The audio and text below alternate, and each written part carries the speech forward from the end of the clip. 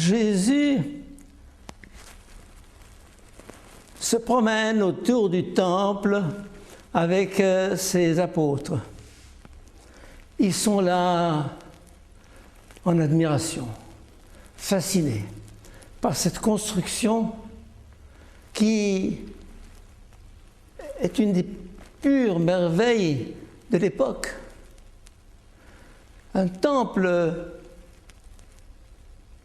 d'une certaine manière, plus beau que celui de Salomon, qui fascine les apôtres et qui entraîne des réflexions de Jésus qui les déconcertent. Il dit, toutes ces boiseries, toutes ces pierreries, toutes ces richesses, tout cet or, un jour, il n'en restera rien.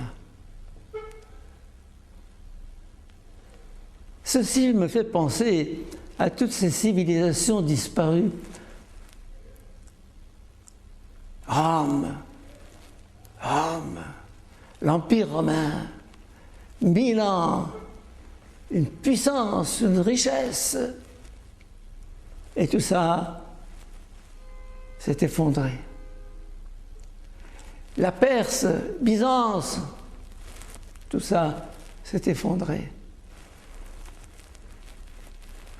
Pharaon, la civilisation d'Égypte, ce sommet de ce qu'il y a de plus beau dans l'histoire, il n'en reste rien. Et la tentation pour nous est de mettre notre gloire, notre fierté dans ce qui passe. Que de millions d'hommes ont été sacrifiés à des colonnes, à des temples, à des constructions, à des palais.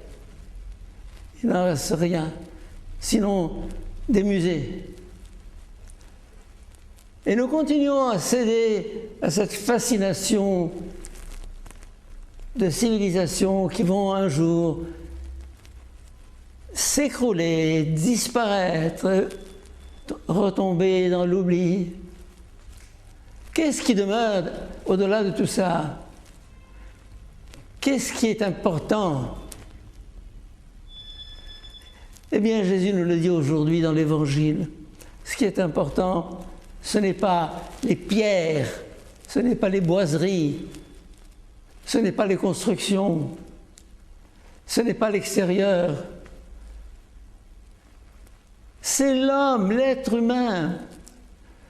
Or, l'être humain est sacrifié à toutes sortes de réalisations de pierre, de bois, de richesse, de prestige. Jésus disait, tout ça disparaîtra. Nous qui nous glorifions de la Tour Eiffel, de l'Arc de Triomphe, des pyramides, du Sphinx, de tel ou tel temple, de telle ou telle église, nous en tirons vanité et gloire. Jésus nous dit, tout ça n'est pas l'essentiel. La période de carême dans laquelle nous sommes aujourd'hui nous invite à regarder qu'est-ce qui demeure et qu'est-ce qui passe. Qu'est-ce qui passe et qu'est-ce qui demeure. Qu'est-ce qui est important et qu'est-ce qui ne l'est pas. On dira peut-être que les palais, les constructions, les royaumes, ce n'est pas important. Mais ce qui est important, c'est les temples, les églises, ce qui est sacré. Ce qui est sacré. Ce qui est sacré. Jésus nous dit aujourd'hui, le temple lui-même n'est pas plus sacré que l'être humain. Jésus est venu mettre l'homme au centre. Et il nous dit, détruisez tout cela. Rien ne demeurera, rien ne subsistera que l'être humain. Ça, c'est la foi. La foi nous dit, dans ce monde infiniment divers, infiniment riche, il n'y a qu'une seule réalité qui compte, l'être humain. Lui seul vaut compte. Alors aujourd'hui, ce temps de carême, remettre au centre l'essentiel. Et cet essentiel ne se cache pas quelque part au fond du ciel, au bout du monde. Cet essentiel, il est à côté de nous, à portée de regard, à portée de main. La foi consiste à découvrir cet absolu dans le relatif, dans le quotidien, dans l'ordinaire. Eh bien, mes chers amis, aujourd'hui, essayons de nous poser la question, dans ma vie, qu'est-ce qui compte, qu'est-ce qui est important?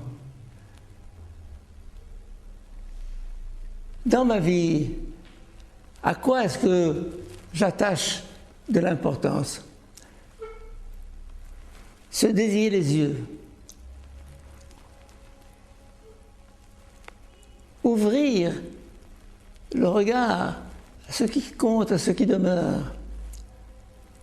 C'est cette conversion du cœur, ce regard vrai sur les choses qui nous permettra de transformer notre vie.